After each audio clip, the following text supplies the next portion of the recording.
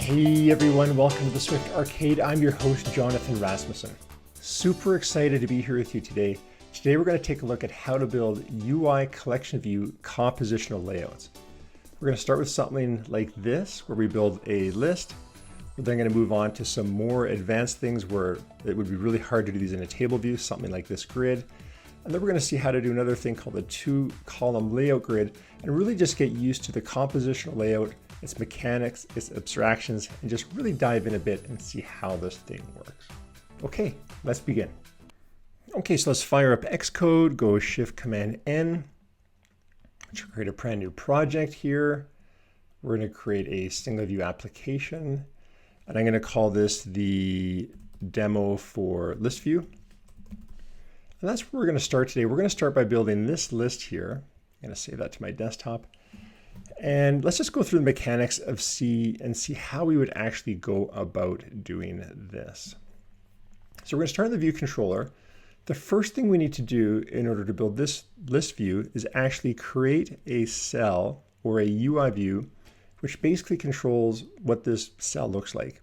So unlike in table view, where we'd have a cell already created for us, with some built-in labels and things like that for us, we have to create that ourselves with this UI collection view for our compositional layout.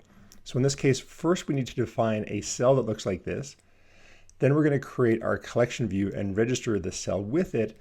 And then we're going to set up the data source, and we'll see how to connect all these things together so that this cell runs and actually is a part of this collection view. So let's jump into our view controller here. And let's start by just defining a class at the very top here. And let's create a class called listCell. So this is going to be the class which is going to represent our cell, and take a look at what it is going to extend. A UI collection view cell. That's the generic type representing this cell right here. Let me just move this over here. Okay. So basically, to reuse and build the cell, there's a couple things we need to do. One is we need a reuse identifier. I'm going to go Option Command 0 to get rid of this menu on the right. Option Command 0 to toggle that. This reuse identifier here, this is what's going to be our cell reuse. This is what dequeues this cell from this pool, and this is what makes iOS mobile apps so amazing. Apple's put so much work and effort into making scrolls seamlessly. We're going to reuse these cells dynamically as we build this thing. It's all built into the collection view cell. And this reuse identifier allows us to do that. So we need a unique identifier representing this type. And now we can go ahead and build out this view. So in our case, we're going to have a label here representing that 0 or these numbers. We're going to have an accessory image view, which is this little chevron on the right. And then this gray separator bar here, that's just going to be a little gray bar, 0.5 in height, which is going to separate each cell. So we've defined the types here. We're just going to need a simple initializer to basically create these things. So for example, here, we're going to override the init, the default initializer for a collection view cell. We're going to call its parent, and then we're going to configure it in a separate method. And then down here, this is just a default. This is a required initializer that Xcode just insists we put in there. If we had a storyboard, this would be more relevant. This would actually save the state of our cell to disk and back, but we're not using storyboards. It's just something we need to implement. So we'll stick that here. Now this configure method, we could just create a function in here and I could put it in there, but I'm going to show you another way that some people like to do this. And this is what the wwdc sample code examples tend to like to do, which is where I've taken this from. You can create an extension on any class and then just add your function down here. So here we can go func configure. And this is where we can actually configure how we're going to lay these things out in this view down in a separate method here. Now basically to do this, let's just take these one at a time. We need to set up each one of our elements here. So let's start with label. We're going to do this using AutoLayout, so you're going to see me reusing or setting this flag to be false on every element. This is just something we do with AutoLayout. So we're going to start by going label, translate auto sizing mask init constraints false. That's basically saying we're going to use AutoLayout to lay this out. And then we're going to just do a couple good things for fonts. We're going to let our font resize itself. If someone changed the device size, this would basically make this label also resize itself. We're going to use a preferred font here of type body. This is really nice. This is a built-in font type that comes in iOS. And then we're going to add that label to the content view of our cell. So we haven't actually laid anything out here. We're just defining the label and giving it some properties. Then we're going to do the same thing with the separator view and the background view. So the separator view, this is the guy we created here. This is going to be our gray bar. We're going to do the same thing, auto layout, give it a color, add it to the subview. We're going to set the background view of the cell. This isn't something we defined. This guy actually comes with the view. And if you want to dive in and take a look at that, you can go Control, Command, click, and it will take you to the source code, or at least the definition behind the scenes. And you can see this is just a selected background view. We're going to set a color on. And then finally, for our image accessory view, we are going to do something very similar. We are going to add it to the content view, make it auto layout, but there's something a little bit more interesting here. Look at this code here. Can you see what's going on here? RTL stands for right to left. Here's our Chevron image, and it's using a ternary operator. Basically, if this thing is true, it's going to set this variable Chevron name to be left. If it's false, it's going to be set it to right. And then it creates an image using this system name thing, passing in these strings. Like, what's going on here?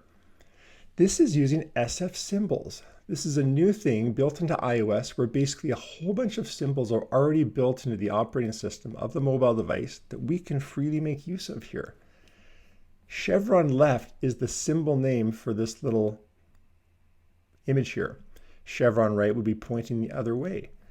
And by basically accessing this right to left flag, which tells us which direction the user's text is flowing in, whether it's left to right, right to left, because remember, languages do these differently in different parts of the world. We can figure out which chevron to use, whether it's going left to right, right to left, and then create a symbol image that gives us that nice chevron here. So if you go into the assets and you're looking for an image with a chevron going this way, you won't find one because it's built right into the operating system. We can just use it here. So we create the symbol, we assign that image to our accessory image view, and then we just give it a nice little tinted color here with an alpha component of 0.7. Okay, so that has defined all the elements of this cell. Now all we need to do is lay them out using auto layout. Now, auto layout is actually a really good skill and something you're definitely going to want to get good at if you're doing a lot of iOS development. I'm just going to show you what the layout here looks like. And let's walk through and see how these things are being spaced. Okay, so starting with our label here, here's the 4 rules we use to do auto layout for this label. In this case, we're going to pin it to the top, the bottom, and the leading and trailing. Leading and trailing mean left, right. And basically what we have here is we're saying, hey, label, pin yourself to the leading anchor of the content view. So your leading goes to the content view leading. The top's going to the top, the bottom to the bottom, and the trailing, or the right, is going to the right. And we're applying just a nice little inset of 10 points here. So that's what gives it that spacing around the label on this side, and the top and the bottom. Okay, what about the image accessory view, or the chevron here? Very similar thing, except here we're centering it on the Y. So we're going to say, chevron, you sit on the Y here, halfway between the top and the bottom. We're going to hard code some heights for you, 13 and 20. And then we're going to pin you over on the trailing side with an offset of 10. That gives it enough here to know how to size and position itself so it's handled. And then the separator view, very similar. We're going to pin it to the left and the right, the trailing and the leading and the bottom. But because we're pinning it to the bottom here, we don't actually need a top anchor. We're just saying sit at the bottom, and we're going to give you a height of 0.5. So that's how the auto layout works for laying these images out in our cell. So at this point, this is great. We've got a cell which is configured, which was if it was instantiated and laid out somewhere, it could resize and lay itself out. Now let's see how to hook this cell up to our collection view and go set up our collection view with something called a diffable data source.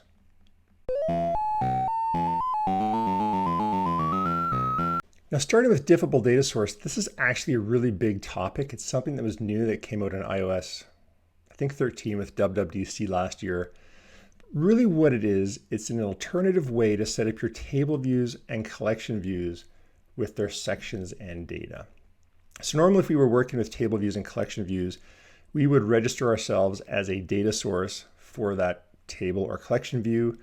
We would implement some callback methods like this that would tell our collection view how many sections and rows we have. And we could absolutely do that here, setting up these compositional layout views. But I want to show you a different technique that's getting kind of popular. You'll see these in a lot of WWDC videos. It's a diffable data source, and it goes about setting this up in a different way. So let's start by coming down here to our view controller and actually start setting up our view controller with our diffable data source. So really that's going to start with these two lines right here. So this is our UICollectionViewDiffableDataSource. It's a data source specifically for UI collection views. And this is the collection view that we're going to create, which is going to be bound to this. And so it's going to go ask it for its data. How many sections, how many rows do I have, or how many items do I have in my collection view? Now, the way we go about setting that up is we need to provide a couple things. One, and you'll see this with lots of examples, we need some kind of enum representing our sections. In our case, we're just going to have one section. It's going to be called main. Not that that really matters because we're not even going to show it in our view here, but we need to define a section somehow. So we can't just return one. We need to actually define one. So I'm going to define one as main as a section here. Now, after that, we need to go and actually create this data source down here. Now I'm going to copy in a code here. It's a function called configure data source. And I just want to walk you through this to kind of give you a high level overview of what's going on. So the way we create these things is we go, hey, data source, I'm going to create a UI collection diffable data source with two generics in here, a section and an int representing my data model. And this is really interesting. It took me a while to wrap my head around this. Look at what happens when you construct this. There's a callback that gets passed to you as part of the constructor where it passes you the collection view you're bound to, the index path of what was selected, and then as part of that callback, it wants you to say, what collection view cell would you like me to use when I'm building or defining my collection data source? And this is going to be the list cell we just created here. So we created this list cell up here, which does all this nice label and accessory image view. This is the cell, or this is how we tell the collection view what cell to use by returning it here. So instead of having that table view method reuse identifier where you actually dequeue a cell and give it up, well, we're going to do that all in here as part of the constructor for the diffable data source. This is really different. I haven't actually seen this a lot before. So here is where we dequeue our cell from our collection view that was passed in here. We use our list cell reuse identifier to say, hey, the cell I want is this one here, which is governed by this string, list cell reuse identifier. This is how it knows it's us. And then I want you to unwrap it as type list cell. So even though we're returning this here, our list cell is okay because we extend UI collection view cell up in our list there. And then once we have that cell, you can start to do something interesting with it. In this case, we're going to set the label on our cell here to be the identifier passed in. That's what's going to give us our 0, 1, 2, 3, and then finally return the cell. All that in just the constructor for this data source. So that's a bit weird. You might have to wrap your head around that a little bit, but that's what's going on there. We're instantiating our data source and also defining the cell it returns. Then once we've got it, we're pretty much there. The only thing we need to do now is tell it how many sections and how many rows. And the way diffable data sources do that is with these 4 lines down here. They create these things called snapshots. So I'm going to create a snapshot now for a section and my data, the number of, basically the int representing my model here. And then you append them. Now here's where our enum comes in. I'm going to append a section of type main. There's only one. I'm going to append it in the section here.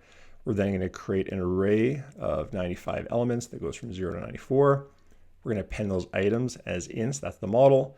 And then we apply that snapshot to our data source, and bam, that's how our diffable data source gets populated. It's a little bit different.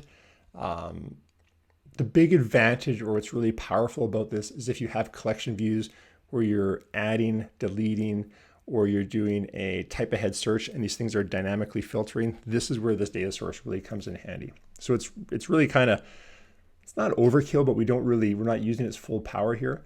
But that's just how our data is getting to this data source. And then once we've got that, we've basically got it configured and tied to our view. So let's just stitch this together a little bit more. Don't worry, we're actually going to get to the layout stuff shortly here.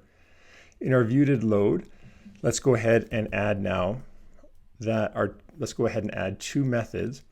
One is going to configure our data source, and two, now we can actually configure the hierarchy or set up our collection view and do all that here.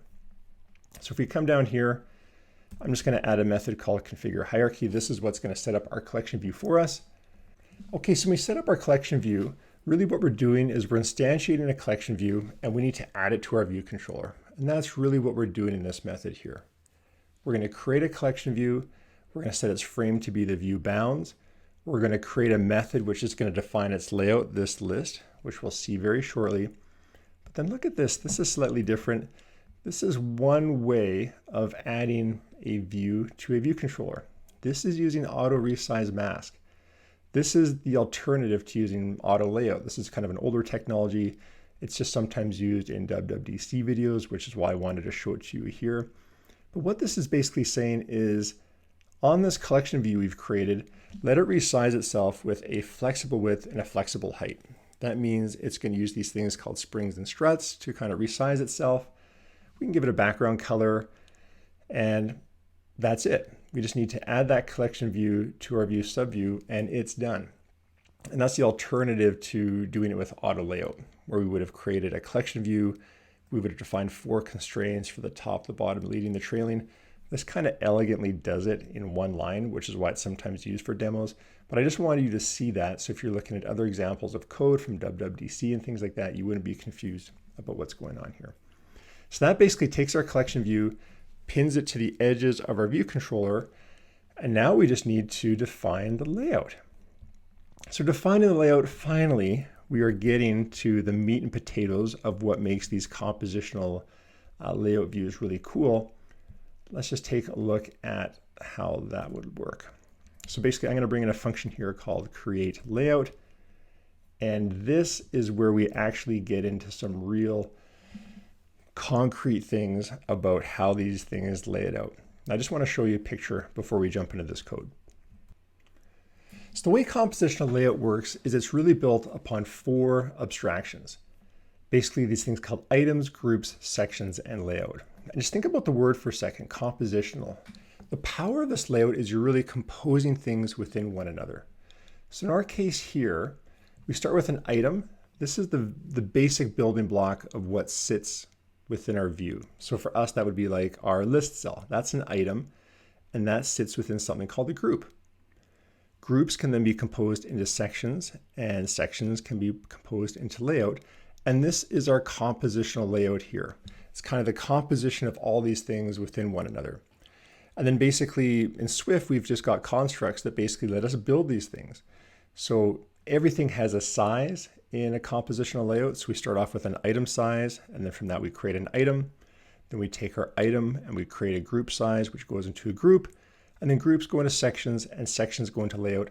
And that's really kind of the flow, and that's the bread and butter of how these compositional layout things work. We just compose things within each other as opposed to using inheritance. So composition over inheritance. So if we go back to the code now, hopefully these lines here will make more sense. What we're basically doing here is we're saying, hey, I would like to create an item of a specific size, add that to a group, a section, and a layout. And what's interesting are these words here, fractional width, absolute, what are those? There's basically a couple different ways we can size things using compositional views. Basically, we have these things called a collection layout size, which has a collection layout dimension, And don't let the words get you confused. Basically, all these things are, there's three different ways we can size things out. We can define a fractional width, an absolute dimension, or an estimated dimension. So in our case, when we look at the code here, what we're basically saying is this item of this size here, we would like the item to fill an entire group. So our fractional width, we'd like to be 100% going along the width. Our fractional height of our list cell, we'd like to be 100% of the allowable size of its height. And then we take that and we add it to a group. Now take a look at group here. Group size represents the row of that cell. So group is going to be this is going to be one group in our layout here. And what we're basically saying when we go fractional width 1 is I'd like you to go all the way across, but I'd like you to have an absolute height of 44. That's how we define the group. And then the group goes into the section into the layout. Another way of looking at this is like this. Where are we?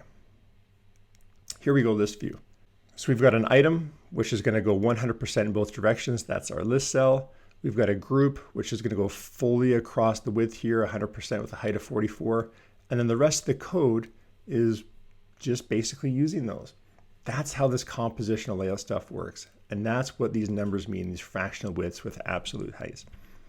So if we go back now and run this, let's see what we get. Okay, boom, voila. There is our list cell, there's our chevron, our label, our separator, and this is a nice scrollable compositional collection view, which has all of our data in it. Well done, congratulations. You just created a very simple list cell or a table view-like cell using a compositional view layout. Now I know what you're thinking, like, Jonathan, why is that so great? I could have just used a table cell here and saved myself a lot of time and effort. I know. But now that you understand the mechanics of how that works, we can go on and start to explore some other really cool layouts, things that are a little bit harder to do using table views, grid-like compositional layouts like this. So let's take a pause here, hit the reset button, and come back and we'll take a look at how to build this grid view.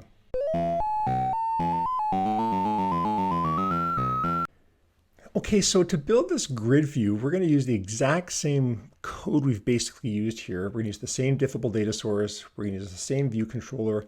The only thing that's going to change for us is two things. One is we want a different layout, which we're going to get into and see how to do that. But secondly, we need a different cell. So instead of that list view cell we had before that had a row going across the entire way here, now we need a cell that looks like this, which is basically just a label sitting inside a square like this. So let's go ahead and do that first, and then we'll just hook it up and do the layout and see how to get that going as a compositional layout view. Okay, so going back to the code, we had this nice list cell at the top here. Let's just go right down beneath it and let's define this new cell here, which is going to represent this square here, as a text cell. This is going to be a really simple cell for us. And I've just copied in some code here. And let's just walk through this and see what this is doing.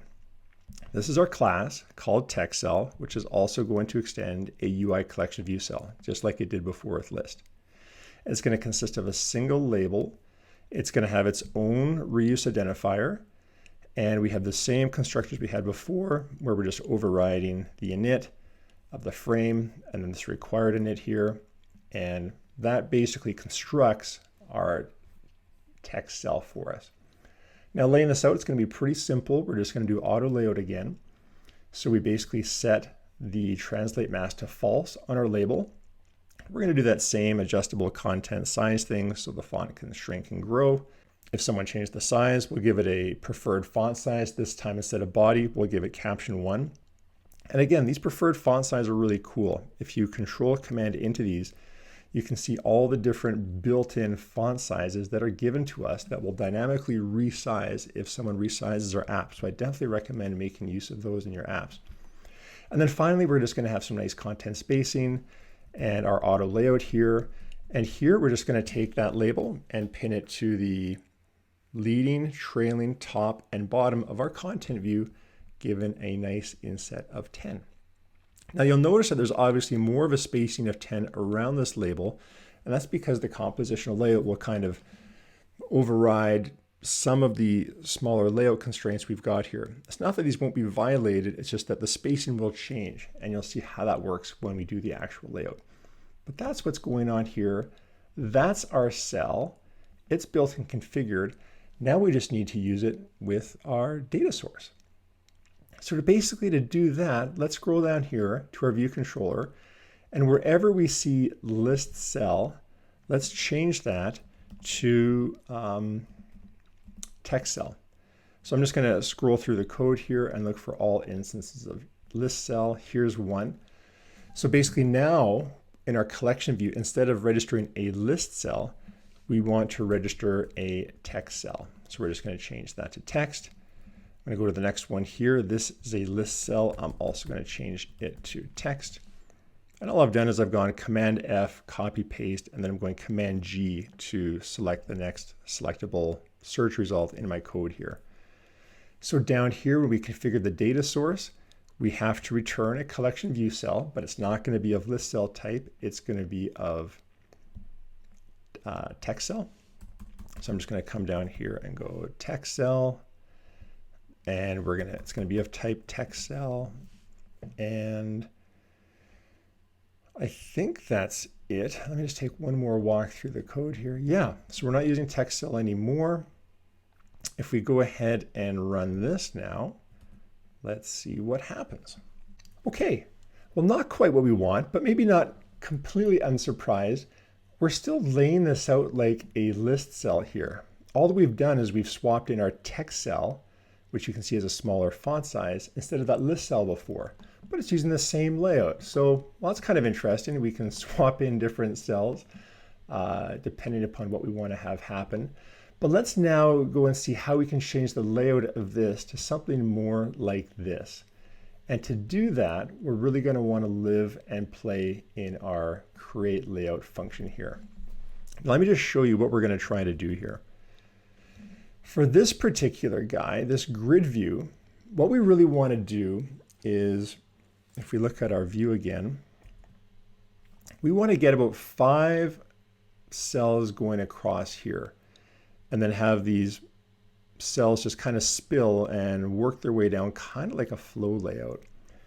So basically what's going on here is we want the layout to basically be, for our item, we want to make it 1/5 the height of the group and the full height. So that's why when we look at the code, we're going to see that this is going to be a width of 0.2 and a full height. That's how we're going to define the cell. And then for the group, these orange dots being the group, we want these to extend the full width. So we'd like a fractional width of like 1, but we want the height to be 1/5 of the width. So that's what's going to give it that square-like shape. So if we take a look at the code here for item, we're going to go fractional width of 0.2. That's going to put 5 of these things across here. A fractional height of 1, make it the full height of the group. And then it's this combination of that with the group, where our group is going to have a fractional width of 0.2. Sorry, that's going to be the height of our group, a fractional width of 0.2. And then we're just going to keep going down like this. And now the interesting thing to note here is look how we can use a fractional width when defining a height. That's not a typo, as you'll see on the code. We can actually use fractional widths to define heights. And if we go back to the code and see what this looks like now, okay, so let's see how to do that. So the layout for this is going to be kind of similar to what we've had before.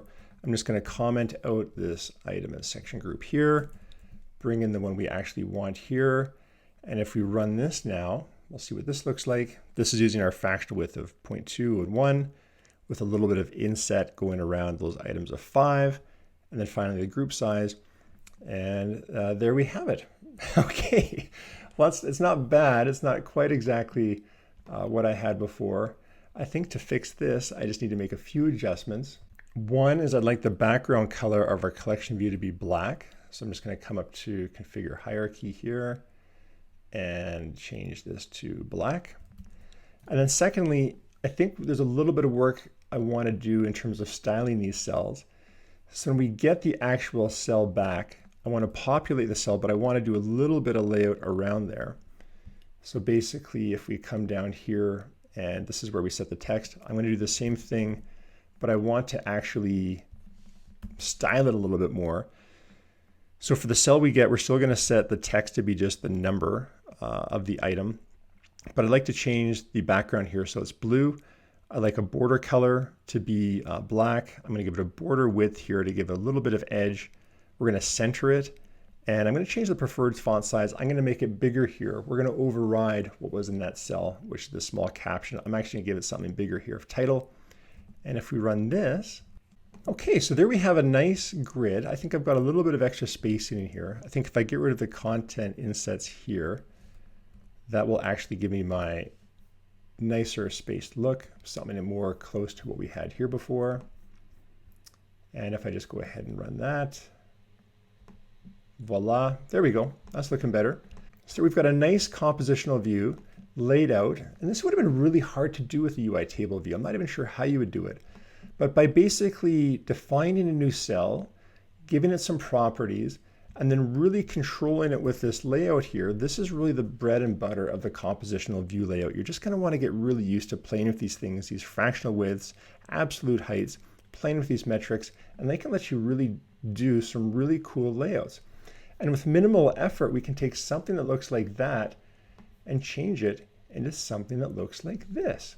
So let's just hit pause here, collect our cells, go grab a cup of coffee, come back, and then we'll switch this over to a 2-column grid. Okay, so how are we going to change this grid into a completely different layout here, something that represents 2 columns? You know, normally this would be a pretty major undertaking, but with the compositional layout view, this is actually pretty easy. First, I'm just going to make one change. I'm going to change the background color to be not black, but a system color. But really the bulk of our work, again, is going to be in here, just manipulating these variables. We're going to want to come up with a different size, a different group layout, and then we need to figure out how are we going to get these things to group like this side by side. Now I've got one picture here, which is going to help explain what we're going to do here. The 2-column grid, what we need to do is the following. We want our items to fill the entire space. So even though these things are side by side, think of an item as an individual element within a group. So you don't need to think about this item being 50-50. No, we're going to make this thing fill the full size. Our item here is going to have a fractional width of 1 and a height of 1. The real magic is going to come in how we set up our group. So once we set up our groups, which are again just going to contain these elements, it's this line here where we go collection layout group horizontal. We're going to pass it a count of 2. This is the thing that's going to put grouped items like this, 2 elements in there, and we're going to give it a height of 44, typical tappable height for a cell. So the fractional width is still going to be 100 for our group. Its height's going to be 44. That's going to define a group, but we're going to get this layout here by passing 2 in there. And that's really the magic behind how that happens. So let's see what that's going to look like in code. So if we go back to Xcode now, and we go back to our layout section here, I'm just going to replace the guts of what's in here to this 2-column layout here. And let's just go through and take a look at what's going on here. So item size, 100 by 100, fill it out. That's going to be our big item size. For the group, full width of 1, absolute height of 44, and here's that magic right there. By putting that little count of 2 in here, that's what's going to give us our 2-item spacing. Then it's just a matter of taking items and groups, passing them into sections, and here you can see this is another way of adding some spacing. We can add spacing around our sections like this, and then finally just composing the layout. So if we run this, voila, we now get our nice 2-column layout using the exact same data source and everything else, but with very little code change. And that's really the cool thing about these compositional views. You can do a whole variety of layouts just by altering the layouts and using everything else, the data source, the view controller, everything else can stay exactly the same behind the scenes. Okay, so that's kind of just a little bit of an intro to compositional layout view. I've got a few more things I want to show you on how to add badge items, headers, footers, background views to our cells. So come back in a couple weeks. There's a few more things we can dive into, but hopefully this was a handy introductory explanation of how UI Collection View Compositional Layout works. Okay, thanks for coming, everyone. We'll see you next time. Bye-bye.